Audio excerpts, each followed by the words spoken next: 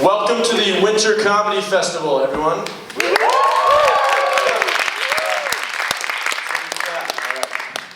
Tonight is supposed to be a clean show. Clean show with a bunch of college kids. What a shithole idea that is. Sorry, I promise I won't swear too much. Last time I got yelled at for swearing a little too much, but you know, what do you expect? You start the show with the one guy that doesn't really look clean. You pick the guy who looks like a homeless man who found half a suit in a trash can and then ate the other half. Great. My parents are here. My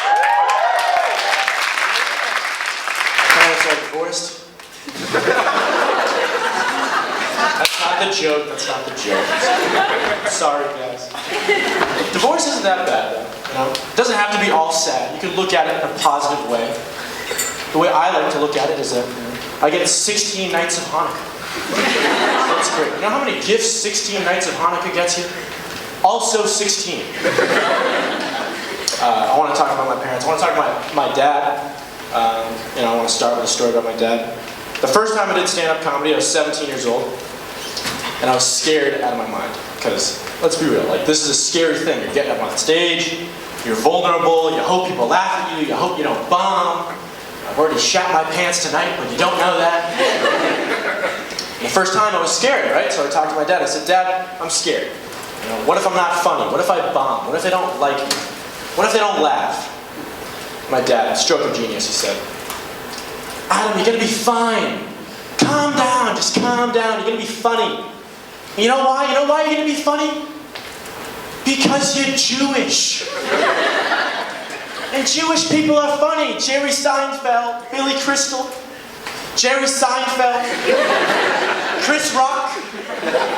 Chris Rock, not a Jew. He was right though. And I did pretty solid, I was funny. But it made me think, it calmed me down that I was Jewish, right? And Jewish people are pretty calm. They're pretty calm people. We've taken a lot of shtick over the years. We've dealt with some adversity. And it made me think, what if other people in history were Jewish? Maybe things would have gone differently. And for some reason, the first person that comes to mind is Neil Armstrong. The man on the moon, not the biker. No, that Armstrong. Neil Armstrong, right? And everyone knows Neil Armstrong. He walked on the moon. He did the, one small step for man, one giant leap for mankind. That's my Neil impression. What if he was a Jew, though? What if it was Neil Armstein? This is Neil Armstein, right? Slightly less athletic, because he's Jewish now.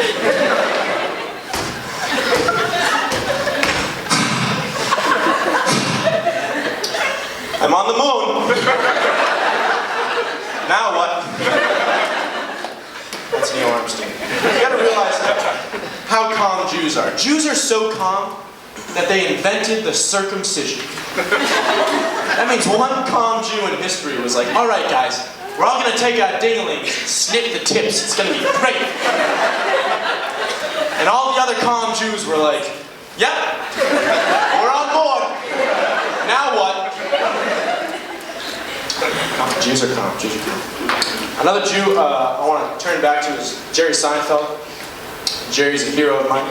Yes, we're on a first-name basis. Jerry's a very talented comedian, and something he did early on in his career is called What's the Deal humor. And it would kill every time. And he'd basically just be like, what's the deal with carpools? They're not cars and they're not pools. Ah! And it would land, and it's not even funny, but it would kill. It's great. So as an ode to Jerry tonight, I want to try some What's the Deal humor for you guys. Is that all right? Yeah. All right, so the way it's going to work, I'm going to say, what's the deal? And then you guys are going to say, what's the deal, Adam? And then I'm going to tell you what the hell the deal is. Okay? All right, so let's get started. What's the deal? What's the deal, Adam? What is the deal with the fact that in America, we got 30 frickin' holidays for every single day of the year? So if Jerry was telling this joke, he would be like, what's the deal with all these holidays? We got Taco Day, then Tequila Day. Why can't we just merge them into one day? I eat the taco and drink the tequila in the same meal. Ah! Okay? That's how Jerry would tell the joke. I'm telling the joke. The way I want to talk about this joke, right, and holidays, is by mentioning one specific holiday. And that's Blind Awareness Day. Let's unpack the name first. Right? Blind Awareness Day. Not Day for the Blind, not Blind Appreciation Day. It's just Blind Awareness Day. Because people aren't aware that blind people exist. Alright, let's move on. How do we celebrate the holiday? Right? We just close our eyes the whole day? And who celebrates the holiday, right? You know anyone that celebrates Blind Awareness Day? I don't. Oh, except I do know one organization that celebrates Blind Awareness Day. The Baltimore Orioles. Okay, I'm not kidding.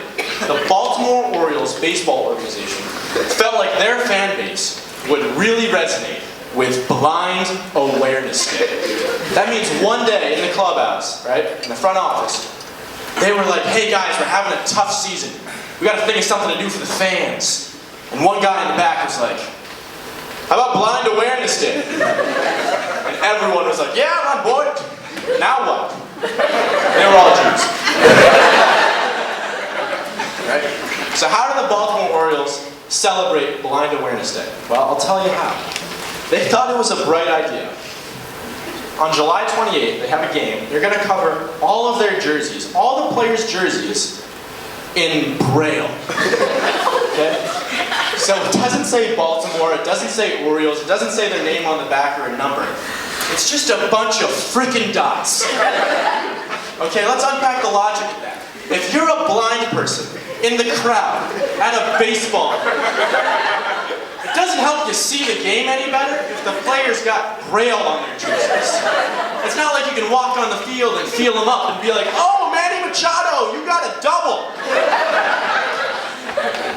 Having the players wear Braille is pretty much like having a radio station for the deaf. Oh, it's fine, we're just going to talk louder tonight. People do dumb stuff, though. Seriously, if you ever want to see people do dumb stuff, right? Just go on Facebook and scroll through your newsfeed and look at all the BuzzFeed and Now This videos. And it's always the dumbest stuff, right?